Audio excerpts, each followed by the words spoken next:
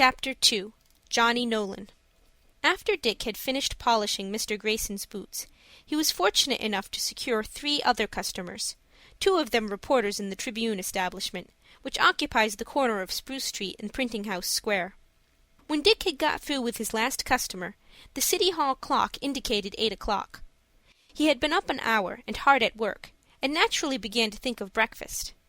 He went up to the head of Spruce Street and turned into Nassau. 2 blocks further and he reached Ann Street. On this street there was a small, cheap restaurant, where for 5 cents Dick could get a cup of coffee, and for 10 cents more a plate of beefsteak, with a plate of bread thrown in. These Dick ordered, and sat down at a table.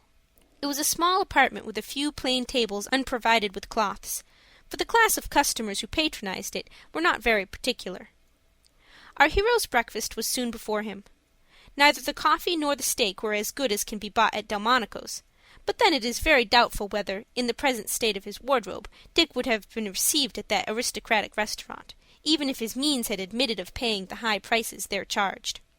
Dick had hardly been served when he espied a boy about his own size standing at the door, looking wistfully into the restaurant. This was Johnny Nolan, a boy of 14, who was engaged in the same profession as Ragged Dick. His wardrobe was in very much the same condition as Dick's. "Had your breakfast, Johnny?" inquired Dick, cutting off a piece of steak. "No." "Come in, then. Here's room for you." "I ain't got no money," said Johnny, looking a little enviously at his more fortunate friend. "Haven't you had any shines?" "Yes, I had one, but I shan't get any pay till tomorrow." "Are you hungry?" "Try me and see." "Come in. I'll stand the treat this morning." Johnny Nolan was nowise slow to accept this invitation, and was soon seated beside Dick. "What'll you have, Johnny?" "Same as you." "Cup of coffee and beefsteak," ordered Dick. These were promptly brought, and Johnny attacked them vigorously. Now, in the boot-blacking business, as well as in higher avocations, the same rule prevails, that energy and industry are rewarded, and indolence suffers. Dick was energetic and on the alert for business, but Johnny was the reverse. The consequence was that Dick earned probably 3 times as much as the other. "How do you like it?" asked Dick, surveying Johnny's attacks upon the steak with evident complacency. "It's hunky." I don't believe "hunky" is to be found in either Webster's or Worcester's big dictionary, but boys will readily understand what it means. "Do you come here often?" asked Johnny. "Most every day. You'd better come too." "I can't afford it." "Well, you'd ought to then," said Dick. "What did you do, I'd like to know?" "I don't get near as much as you, Dick." "Well, you might if you tried. I keep my eyes open. That's the way I get jobs. You're lazy, that's what's the matter." Johnny did not see fit to reply to this charge. Probably he felt the justice of it, and preferred to proceed with the breakfast, which he enjoyed the more as it cost him nothing. Breakfast over, Dick walked up to the desk and settled the bill. Then, followed by Johnny, he went out into the street. "Where are you going, Johnny?" "Up to Mr. Taylor's on Spruce Street, to see if he don't want a shine." "Do you work for him reg'lar?" "Yes, him and his partner wants a shine most every day. Where are you going?" "Down front of the Astor House. I guess I'll find some customers there." At this moment Johnny started, and dodging into an entryway hid behind the door, considerably to Dick's surprise. "What's the matter now?" asked our hero. "Has he gone?" asked Johnny, his voice betraying anxiety. "Who gone, I'd like to know?" "That man in the brown coat." "What of him? You ain't scared of him, are you?" "Yes, he got me a place once." "Where?" "Ever so far off." "What if he did?" "I run away." "Didn't you like it?" "No, I had to get up too early. It was on a farm, and I had to get up at 5 to take care of the cows. I like New York best." "Didn't they give you enough to eat?" "Oh, yes, plenty." "And you had a good bed?" "Yes." "Then you'd better have stayed. You don't get either of them here. Where'd you sleep last night?" "Up an alley in an old wagon." "You had a better bed than that in the country, didn't you?" "Yes, it was soft as cotton."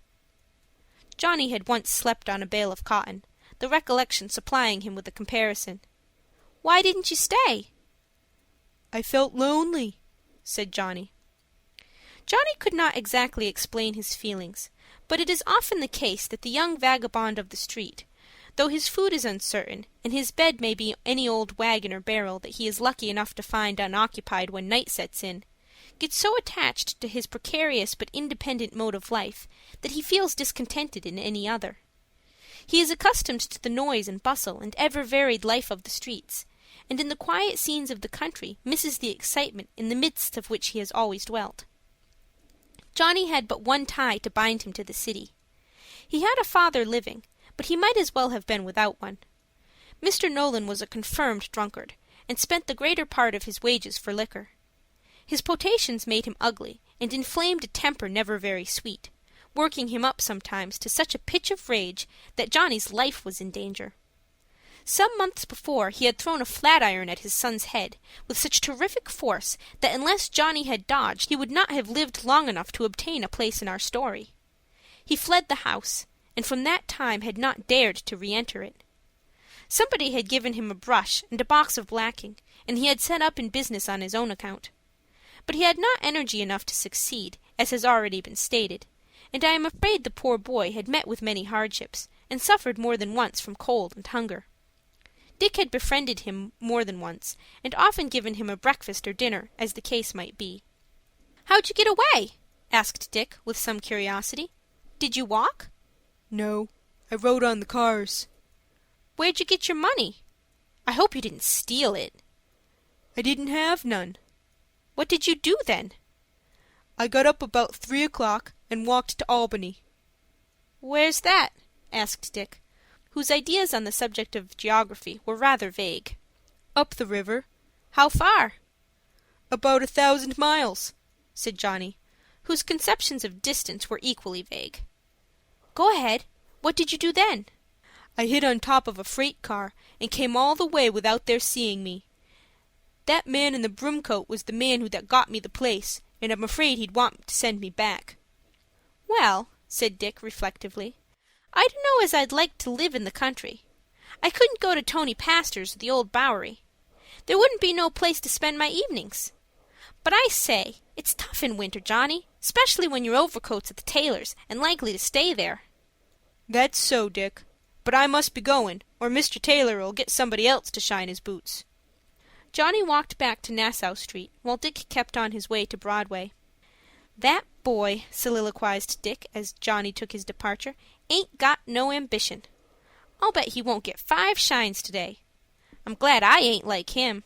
I couldn't go to the theater, nor buy no cigars, nor get half as much as I wanted to eat. Shine your boots, sir?" Dick always had an eye to business, and this remark was addressed to a young man, dressed in a stylish manner, who was swinging a jaunty cane. "I've had my boots blacked once already this morning, but this confounded mud has spoiled the shine." "I'll make 'em all right, sir, in a minute." "Go ahead, then." The boots were soon polished in Dick's best style, which proved very satisfactory, our hero being a proficient in the art. "I haven't got any change," said the young man, fumbling in his pocket. "But here's a bill. You may run up somewhere and get changed. I'll pay you 5 cents extra for your trouble."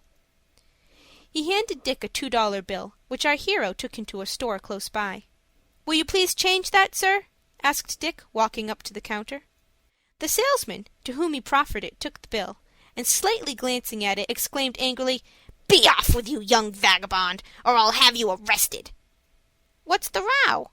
"You've offered me a counterfeit bill." I didn't know it," said Dick. "Don't tell me. Be off, or I'll have you arrested." End of chapter 2.